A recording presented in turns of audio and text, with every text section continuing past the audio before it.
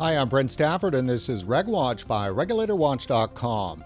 In a new move to stem youth use of nicotine vaping products, the United States Congress granted the U.S. Food and Drug Administration new powers to regulate synthetic nicotine as a tobacco product, thus enabling the regulator to close what many anti-vaping critics say is a massive loophole which has allowed many flavored vaping products to remain on the market. Joining us today to discuss the impact of this move is Amanda Wheeler, president of the American Vapor Manufacturers Association. Amanda, thanks for coming back on the show. Yeah, thanks for having me, Brent. I'm happy to be here.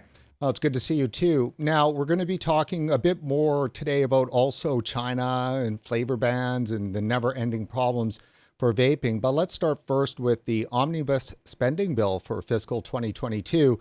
That was just passed. What exactly did the Congress do?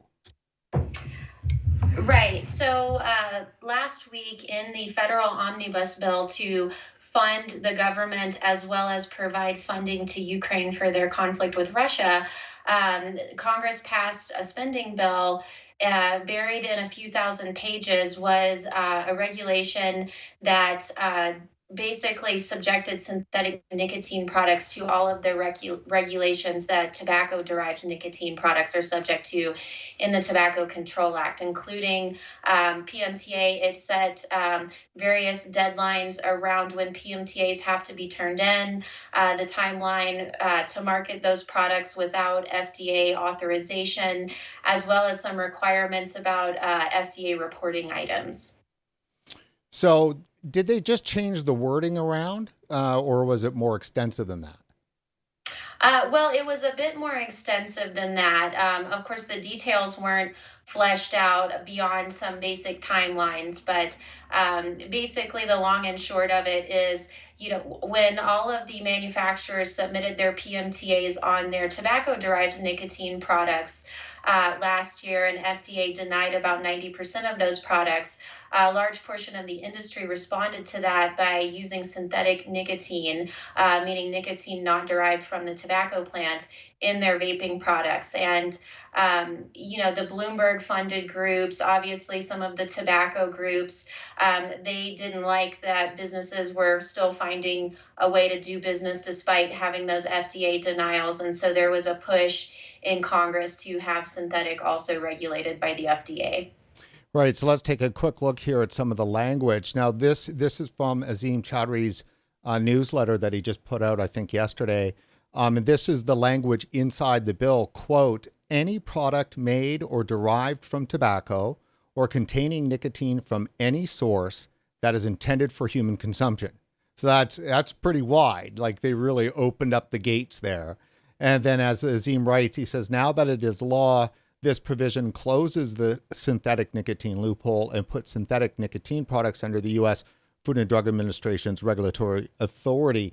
So my concern with this, and I know it's the same as others, is that, the FDA, they had a very specific purpose when the 2009 law was passed that gave them the ability to deem products that are not directly mentioned in the law to be tobacco products. Now, we've had issues with regard to the fact that, of course, drip tips and, other components that are clearly not made of tobacco have been deemed to be tobacco. But this last one just really kind of sticks in my craw. It really does because, vaping, I would strongly disagree that vaping is a tobacco product. When we were initially deemed as a tobacco product, it's quite ridiculous. Potassium is not a banana product, right? Just because we were using nicotine and vaping products, there was no part of the tobacco plant in those products. So it was quite ridiculous for the FDA to shove us into regulations meant for, a 19th century agricultural product just because we contain one chemical compound that was derived from tobacco. But especially now, with the advent of synthetic nicotine, that's a complete break from the tobacco plant entirely. And so now to come back and subject synthetic nicotine products to these same requirements, it's a bit of a stretch. We're getting quite far out from anything that could reasonably be considered a tobacco product. Now, just a year ago, synthetic nicotine really was being held out as a champion, the last stand for the industry. Yeah, that's right. I don't think it's interesting. In that quote that you shared from Azim Chowdhury, he had the word loophole in quotes, and I really do take issue with the way that some of the Bloomberg groups and some of the tobacco companies have presented synthetic nicotine as a quote loophole. It wasn't a loophole. It was an area not addressed by the law. It was an area that was never contemplated by the law. And so I think, to say that companies were trying to do something sinister and exploit some kind of loophole is a real, judgment call there that attributes motives that I don't think exist. I don't think anyone was looking for a way around the law. Most of the businesses that were using synthetic nicotine are the businesses that tried to fully comply with PMTA requirements in 2020 and had their applications promptly tossed out like yesterday's garbage, based on a made up pretext that FDA had never previously shared with any of those companies. And so we're not talking about law evading loophole seekers. We're talking about companies that went through years of effort and years of expense to comply with FDA regulations, companies that had done so since 2016 with, ingredients listings, manufacturer registration, all of the many requirements that we had to do for years leading up to the PMTA deadline. These aren't, illicit companies looking to skirt the law. These are the companies that have always been compliant and will continue to make an effort to be compliant with this new synthetic regulation, despite the degree to which they may disagree with it. Now, based on that, they've basically said that there's now a new PMTA process, one that's just for synthetic nicotine. Well, it's not clear how FDA is going to handle this. They released an announcement just a couple of hours ago, stating that they plan to publish something in the Federal Register, denoting that synthetic products are now subject to all tobacco regulatory requirements, and that they would be providing further details on implementation. And so a lot of this is an open question right now of what their process is going to be for these applications. That remains to be seen, but it sounds like FDA intends to release some of that information soon. Well, that's good news, at least that they're going to provide maybe a pathway, but it just seems to me that it's just probably ticking a box, I would bet, on the FDA. I think your read on that is correct, Brent. I think, a proper FDA process around this would take years to develop. I think they are throwing together something quickly to comply with the requirement Congress just passed. I don't expect them to do a much better job with that than they did with the first round of PMTAs that they had ample years to prepare for, but failed to do so. Well said, Amanda. And the key thing is that I don't think really FDA is driving the bus here, and ever has been. It's the public health groups and the media. Most importantly, I was just showing that New York Times story, and I think it's worth going back to it because I've not seen this much ink written about vaping in quite a long time. And this New York Times piece was just March 8th. So there was so much revving up from Politico, the Times, all of the usual suspects. And then, so what drives me crazy about this is that, you've got to get the young teen face in there, the face of nicotine addiction. And then, of course, way down, We're dusting off the old greatest hits of vaping misinformation here in this New York Times article. This is just an act of journalistic misconduct, I would say. True. God, it really drives me crazy. I wish that there was something better to read in the newspaper sometimes, but it's just so much of this stuff that we have to go through. Yeah, that's really correct. Sometimes we see some decent and unbiased coverage from locally based publications, but in these national publications, they take their talking points straight from the Bloomberg press releases. And, as you well know, Brent, that PR machine is a tough one to do battle with because it's so well funded and pervasive. And reporters really should do a better job of fact checking some of these press releases they receive from organizations like Campaign for Tobacco-Free Kids and others, because at this point they're just repeating, ill-informed talking points. Yeah, and I'm just looking through some of our other links here. In your mind, were they doing, celebratory, jumps for joy over this, or they're not going to be happy until they grind the industry into the ground? Oh yeah, absolutely. I mean, this is a machine, and make no mistake about it. This is a machine that is a big money endeavor. There are a lot of people in those organizations that are making insane amounts of money to drive our products off the market, to shut our businesses down and close off our consumers' access, and they're being paid handsomely to do so. So I don't expect anything will ever be enough for them. They will always find some new pretext to make their existence necessary, and that will be by continuing to try to drive our products off the market. If they receive flavor bans, they're going to go for full vaping bans, right? If they receive these PMTA requirements from the federal level, they're going to do their best to enact them at every state level. It's a self-perpetuating monster. They'll never stop. So, how are businesses in the U.S. that were relying on synthetic nicotine? How are they going to survive? What can they do? So right now, there's a bit of a plan coming together over the last week. Different attorneys, different consultants that work with our industry have been digesting this in order to advise industry on next steps and interpret all of the ramifications of this for business owners. And I think in the last few days, I've seen a lot of manufacturers rally to this idea of submitting PMTAs by this 60-day deadline. And I cannot stress what a Herculean challenge that is. And, the fact that we're being necessarily mandated to do the impossible.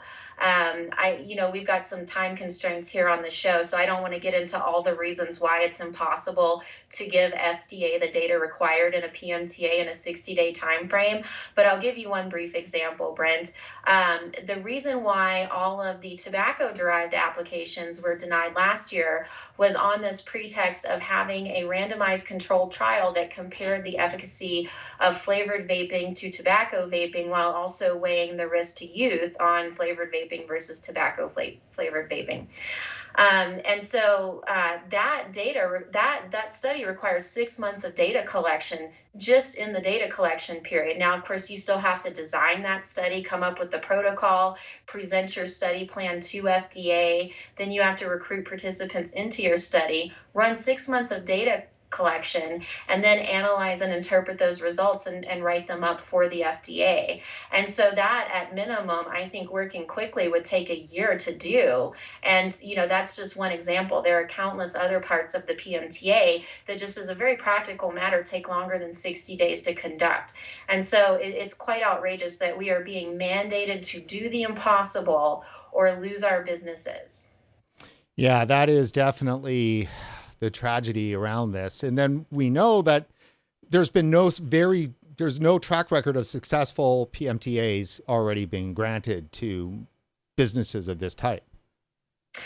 No, Brent, that's right. The only PMTA that's been granted so far on a vapor product, as your audience is probably aware, is on RJ Reynolds' Views Solo product, which hasn't been meaningfully used by consumers in years. And even in that case, FDA did not approve the flavored varieties of that product. And so, we haven't seen any evidence that since September 2020, FDA has been able to have a functioning approval process. One authorization, I should say, one authorization has only come out in that entire time period. And yet now, according to this congressional law, FDA is somehow supposed to pull this off in 120 days. It's impossible for businesses. It's impossible for FDA. There's no way FDA is prepared for it. It's doomed to failure. Let me ask you this. Being in Canada, I don't even know if there's synthetic nicotine up here. Have you tried juice with synthetic nicotine, and what's it like? I've tried a lot of different juices and devices with synthetic nicotine over the last several months, and I would say I don't notice any difference. I think that little peppery aspect of tobacco-derived nicotine isn't there, but it's quite similar to me. I don't quite notice a difference.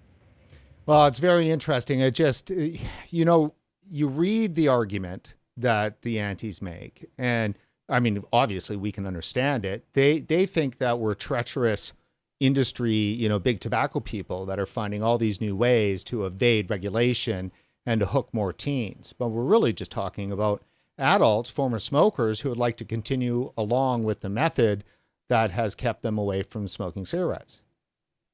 Yeah, that's right, Brent. These products aren't some big tobacco evil plot to hook a new generation on nicotine, as is often regurgitated by these folks. These are products that were innovated by smokers for smokers to get them off of big tobacco's cycle of disease and death. Now, to be fair, tobacco's come along and jumped on that train and come out with their own vaping products. Tobacco's first generation attempt at vaping products was quite unsuccessful. And that was the era when you really saw the rise of the vape shop, because we were over here developing and innovating products rapidly that were very appealing to smokers. But tobacco with their latest generations of vape products, they have stepped into this space. But that's not what the space was built on. The space was built on smokers helping other smokers get off of tobacco's products. And that's been completely twisted and perverted in the media and in these Bloomberg talking points into something it's not. Yeah, Bloomberg, he's everywhere. We can always come back to this topic with the synthetic nicotine if you think that we've missed something. But at this point, let's take the Bloomberg thing, because I'd like to jump to China. And first of all, we've got kind of the issue that's going on with the potential COVID stuff that's happening there. It looks like Shenzhen is shutting down, locking down at least. Oh, I'm not expecting you to have an expert opinion on this, just as a vapor and so forth. What does it make you think when you see something like this? Right. Well, it is concerning because so much of our supply chain, especially for hardware and devices, is entirely tied up with China when it comes to the hardware that we need for our products. And so it is worrisome when you see all of these events happening in China that are going to radically impact the supply chain. Yeah, and impacting the supply chain is exactly the issue. Now, we had Azim on the show and his business partner in Shenzhen, or maybe Shanghai, back at the end of January, early February, with regards to the regulations in China. Well, we know a lot more about that now, as it's been released today that indeed they are definitely banning flavors. And they are definitely banning open systems. Stuff we already knew, but it's become more concrete now. And overall, it concerns me because the Chinese government has said in statements that I've read that this is all about trying to keep vapes out of the hands of kids. And that's the Bloomberg argument. And what kind of hope are we in here if the place that makes all the cigarettes buys into the Bloomberg talking points? Yeah, there are quite a few problems with some of the dependence on Chinese manufacturing. I mean, there's a way in which China is very, very good at their manufacturing processes. And I think we've gotten a lot of new product development and a lot of innovation that came out of, Chinese hardware suppliers over the years. But, it is a huge problem for our industry that we do not have any sort of American base of manufacturing, because when events like this happen, our industry is so heavily dependent on that supply chain through China that we really could potentially be quite crippled when these kinds of events are going down over in China. Yeah. But is it even possible to have a domestic U.S. industry when no products can get a PMTA? Correct. We're caught in quite the bind, right? And so, it's been a long time since there's been any kind of significant amount of hardware made in the United States. And so this is a situation that over the years has just slowly and slowly migrated more and more into Shenzhen. And, which I don't think there's inherently anything wrong with that when the supply chains are functioning properly and before all of this overbearing regulations coming down in China. But now it's going to be interesting to watch how it plays out and just exactly how large of an effect it has on the American market. And just to be very honest, I'm not quite sure on that. I do know that a lot of our members that we speak with that have relationships with China, that rely on China for some of their manufacturing, are quite concerned about it. Yeah. Well, I'm very concerned about it. And I do believe that we're witnessing an example of another massive market buying in to the youth vaping epidemic narrative. And I think we're in big trouble. Yeah, Brent, I don't know to what extent the Bloomberg machine has influence in China, but they're quite active globally. The United States is by no means their only target. They have laid waste, right? That's what I'm trying to say, in many countries around the world to harm reduction, infiltrated many governments, especially through their influence at the World Health Organization. And so, I wouldn't necessarily be surprised that their efforts would also encompass China. Now, for the sake of, talking about nothing good, what's the state of flavor bans in the U.S.? Now, there was some stuff going on in Colorado. Could you provide us an update on that? Yeah, absolutely. I just came back from Colorado yesterday. We have a flavor ban that's been introduced at the state level. This has a long history in Colorado. It's been done, it was attempted in 2020. The pandemic closed down the state legislature, so ultimately that didn't go anywhere. But over the course of the pandemic, you saw the Campaign for Tobacco Free Kids build up this 100-org coalition, and they went city to city all over the state, lobbying flavor bans and attempting to pass those. They were unsuccessful in most places where they attempted to do this. Rocky Mountain Smoke Free Alliance put up a very strong municipal defense over the last several years in Colorado. They were successful in a couple of places like Boulder and Glenwood Springs, which absolutely devastated the vape shops that were in those cities.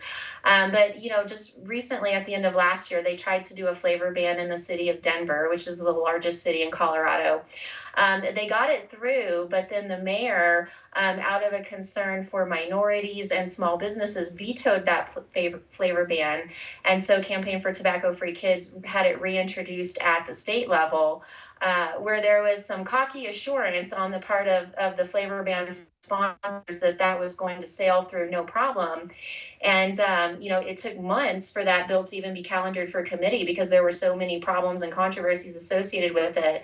And when it went through committee this week, it came out with several major amendments, including an amendment to allow age-restricted stores to continue to sell flavored vaping products. So that flavor ban is still on the move in Colorado. Age-restricted stores have been taken out of it. Ultimately, we expect that entire flavor ban to lose and fail further along in the legislative process. So Colorado is an interesting space to watch, but it's certainly not the only space where these items are being pushed. Could you describe what it's like to be a part of that lobbying machine that is, around the flavor ban issue? Well, it's interesting. So it was widely reported in the Colorado media that this was one of the most heavily lobbied bills in state history. There were, I think, 220, 230 registered lobbyists on this bill. And it's insane. It's such a big fight. You would almost think it was at the national level. There's so much money, so much time, so much effort put into it from both sides. And it was very interesting to me that with 220 lobbyists on that project, the vape shops, us with the smallest lobbying force in the whole enterprise, were able to secure that amendment in the first committee. I thought that was a pretty decent piece of work, but I don't think that we're content with that solution. I think we will continue to work to oppose that flavor ban because we strongly believe consumers everywhere deserve to access these products, not just the ones that happen to shop at our stores. So for our viewers to get a sense of like what might be working or how well that you're at least, taking whacks at these people. I mean, have you been able to really dig into like the CDC? This is Jim McDonald from Vaping 360 just from a few days ago, talking about how the CDC's report, shows that the past 30-day middle and high school cigarette smoking has fallen to just 1.5%. That's smoking down to 1.5%. So when you start looking at everything, you go, well, if smoking is falling like dramatically, how can you say that there's vaping is a gateway to smoking? There should be an increase of smokers if that was the case. You know how you say that, Brent? You lie through your teeth, which is precisely what they are doing. They are lying through their teeth. They are misleading lawmakers. And, in a lot of cases, they're getting away with it. And in Colorado, we put our foot down. We had like nearly a 10-hour showdown in committee the other night. And you saw world-renowned experts weigh in on that, like Abigail Friedman, David Sweener, Ethan Nadelman, Charles Gardner. We had a lot of our policy folks like Guy Bentley, Tim Andrews, Lindsay Stroud, who weighed in on that to correct some of the misinformation surrounding the CDC numbers. And I think that was very well communicated to committee members. And I think, those people that came and spoke to that topic did a very good job of presenting accurate information to lawmakers. Well, that's excellent news. Sorry, is that available online? Yeah, there's an audio recording of the whole 10 hours of drama online. It was quite fun. After I did my testimony, the flavor ban sponsor tried to ask me a gotcha question about the FDA PMTA process. He's only familiar with me in the context of Colorado advocacy, so I don't think he quite knew who he was asking to speak openly for 5 minutes about the PMTA, but it was quite enjoyable. Well, that's excellent. So as we're wrapping up here, I'd like to make sure that we talk a little bit about what's next, what the AVM's got going on, and how can, people help? Yeah, absolutely. So the first things first, everyone is going to have to make their plans to submit their PMTAs in this next 60-day period. The first step on that is if your products have already been denied by the FDA in their tobacco-derived version, you will have to reformulate them to create what would be considered a new product in order to reapply. So whether that is slightly altering the flavor concentrations, relabeling, renaming the products, they do have to be different than products that might have been previously denied. So that's step one. Step two, companies need to be going back to whatever sources they use to submit their PMTAs the first time, whether that's renewing those relationships with their PMTA consultants, whether that's using the crowdsourced tools that we were providing in AVM. Those PMTAs need to be worked on immediately. So please make your plan for how you're going to execute your PMTA and submit it and start working on it right away. Outside of PMTA submissions, AVM is undertaking a significant lobbying effort to secure enforcement discretion from FDA, because there is no world in which FDA is going to approve those products in 120 days. And without some enforcement discretion, no one will be able to market those products on day 121. And day 121 is squarely what all of AVM's lobbying efforts are focused on at this point. Yeah, I guess it's a good question for me to ask, and that would be, what's the point of going through the process of getting those synthetic nicotine PMTAs out? But I guess one of them might be some enforcement discretion that would keep them on the market if they have applied for that PMTA. Right. And also, if you don't have PMTAs in and there is any kind of legal relief through the court system, I don't see a world where anybody that didn't apply would benefit from any of that legal relief that we may get. I anticipate that, if people have their tobacco-derived or their synthetic applications denied in the near future, there will be an increased rate of appeals filed in federal court seeking stays, like what we saw last year with the 43 cases that were filed. Many of those did receive successful stays, and I think that will inspire more manufacturers to pursue stays in court this time. Right. So get a PMTA in, and that at least gets you in the ball game a bit. Correct. It's a crazy world we live in, Amanda, but you're doing excellent work. And, on behalf of just on the consumer side of it, thank you so much for being one of those people out there fighting so hard.